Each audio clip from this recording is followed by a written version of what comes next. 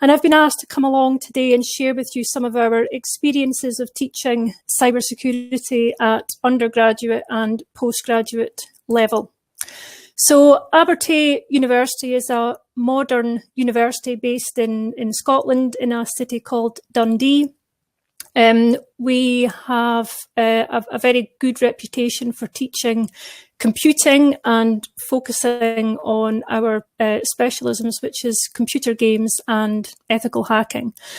So within my division, we've got 2 undergraduate programs in this area, one in ethical hacking and one in cybersecurity, which just started this year, recruiting into first year for the first time.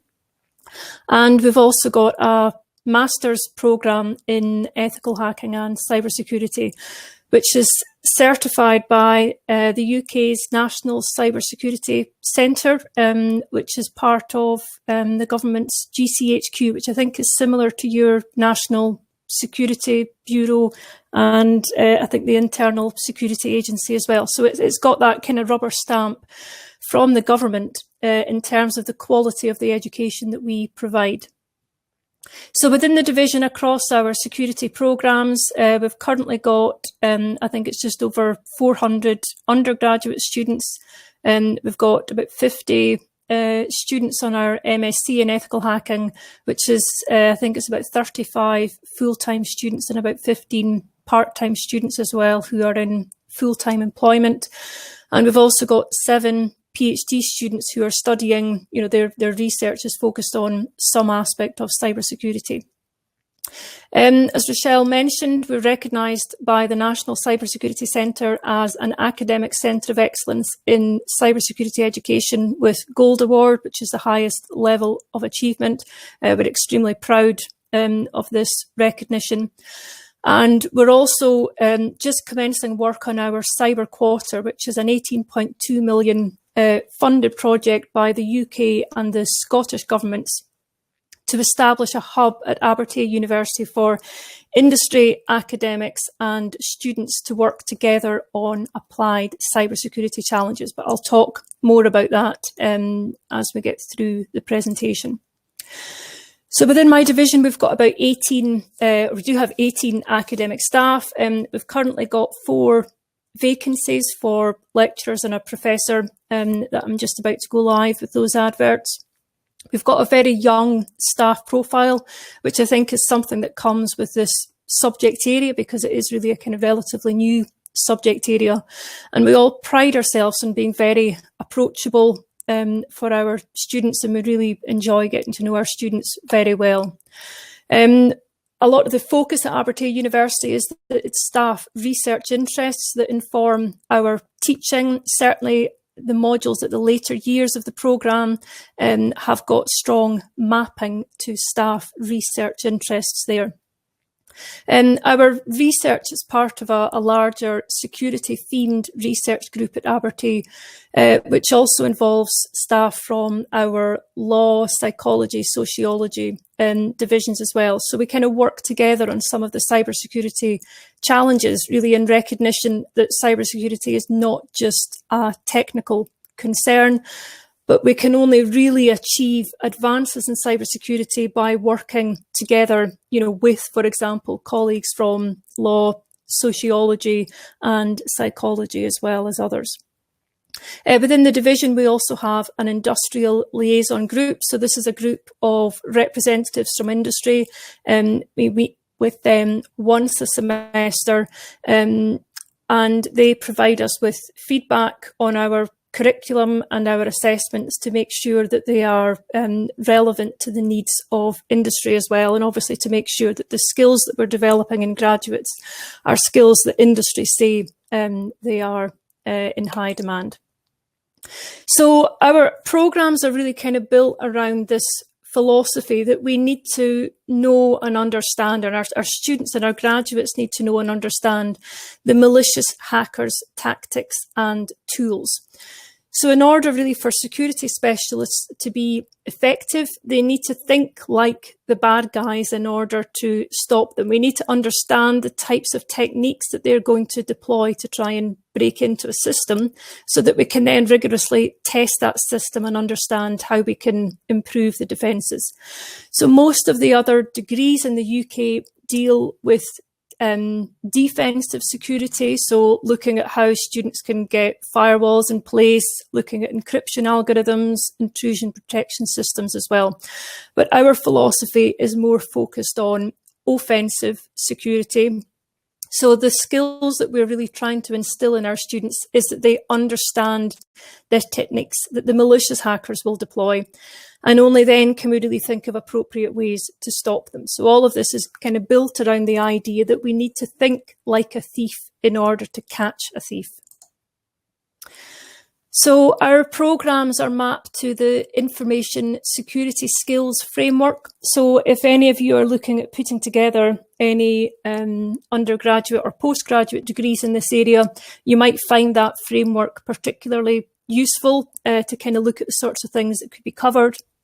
And also in the UK, we are obliged to make sure that our degrees also map to the Qualifications Authority Agency computing benchmark statements, which sets out kind of key things that all subject areas that come under that kind of broad computing category have to cover. Our degree is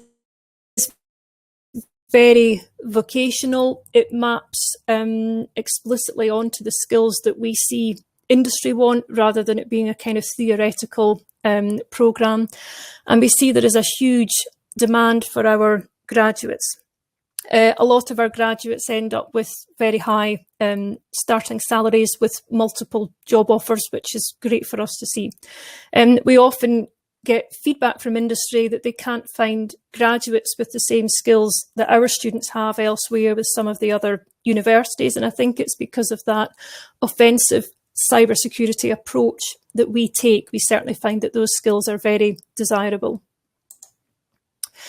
So in the beginning, so we established the world's first degree in ethical hacking way back in 2006, which evolved from an academic and industry project that my colleague was working on with an external organisation which is based in Dundee called NCR. So they make a lot of cash machines, ATM machines where you can withdraw cash. And they were obviously particularly concerned with the security implications of hackers trying to break into these machines. So they worked with my colleague on what we call a knowledge transfer partnership grant, looking at how they could improve the security of these cash machines. And my colleague thought, you know, this is such an important skill. I really think that we need to have a degree programme that's structured around this. And that was where our ethical hacking degree was born. At the time, we got a lot of negative press. So a lot of the tabloid newspapers in the UK in particular were quite negative. There was headlines about, Dr. Hacker teaches students how to hack. And there was all sorts of negative connotations with, aren't you just teaching people how to be criminals?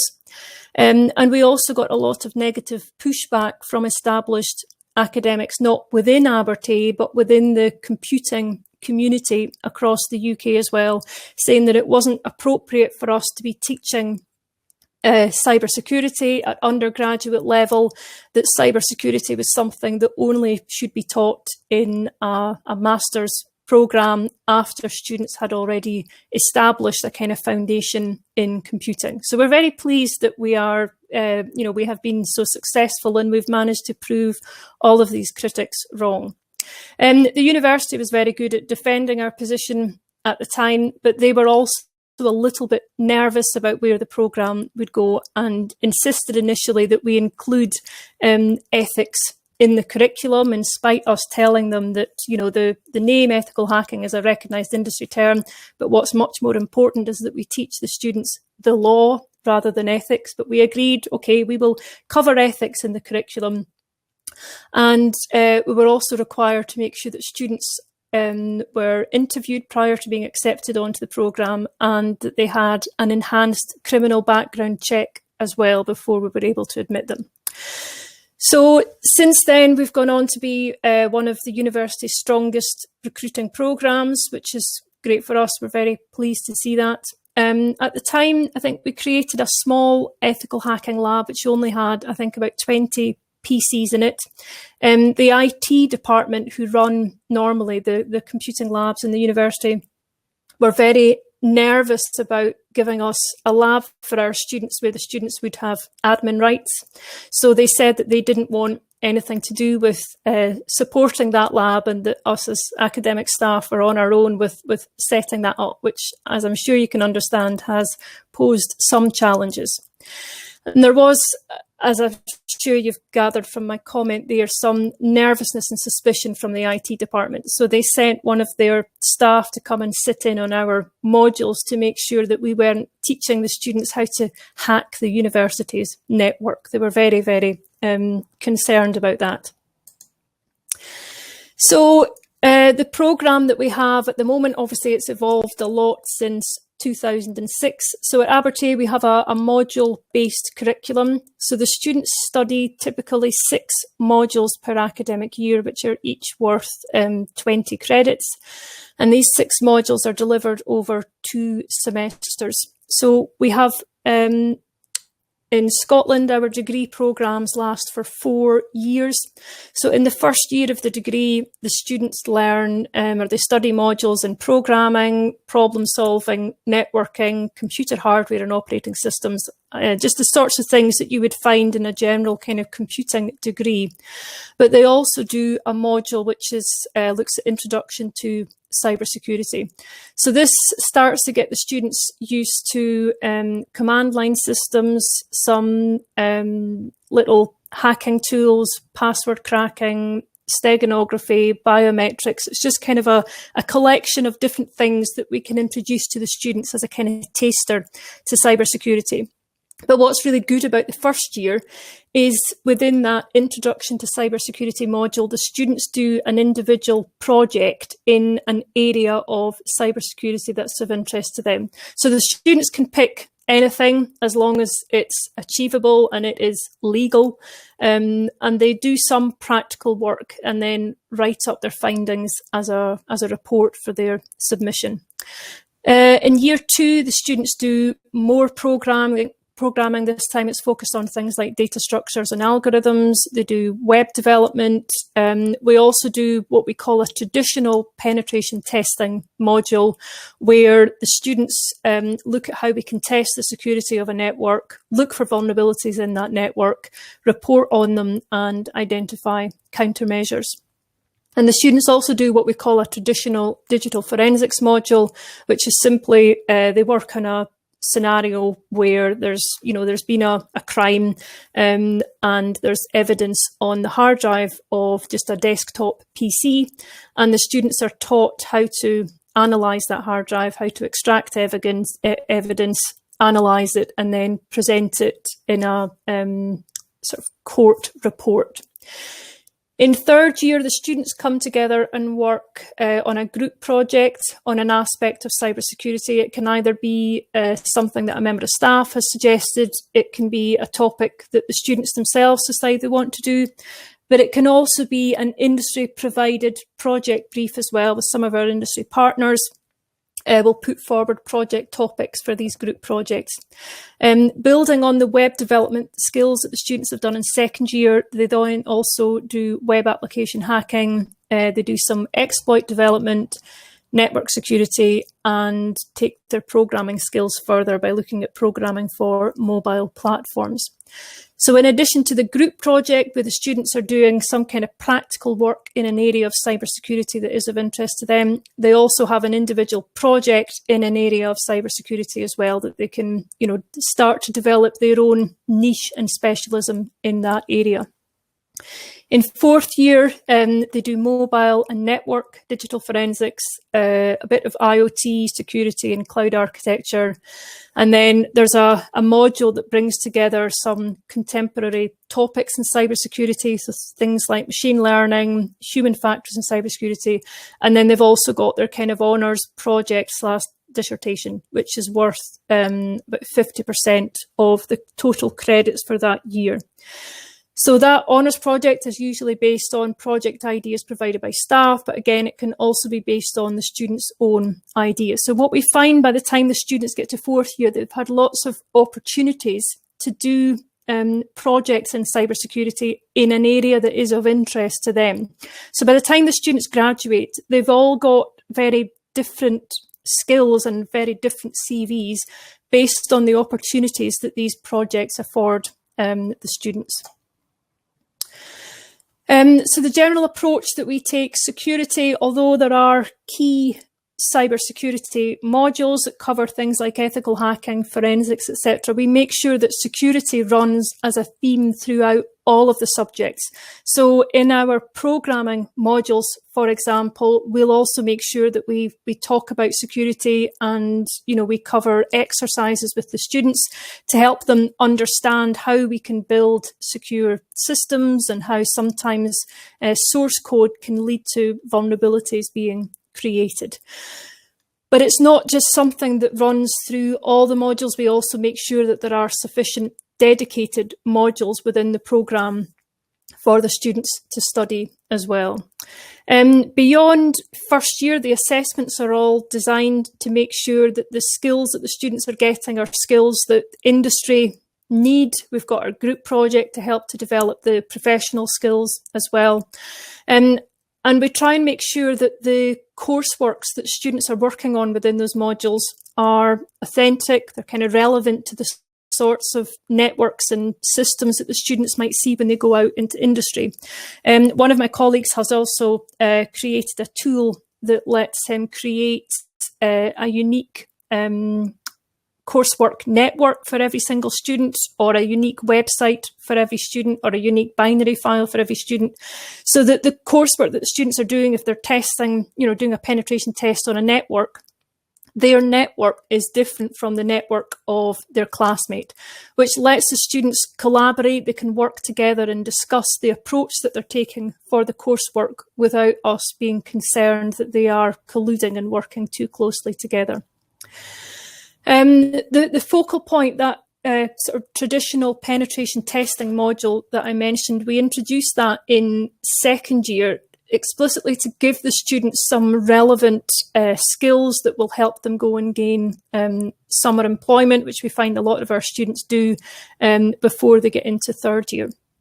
So we work very closely with the Scottish Business Resilience Centre, SBRC, which is a government-funded organisation designed to help companies across Scotland to try and be more secure.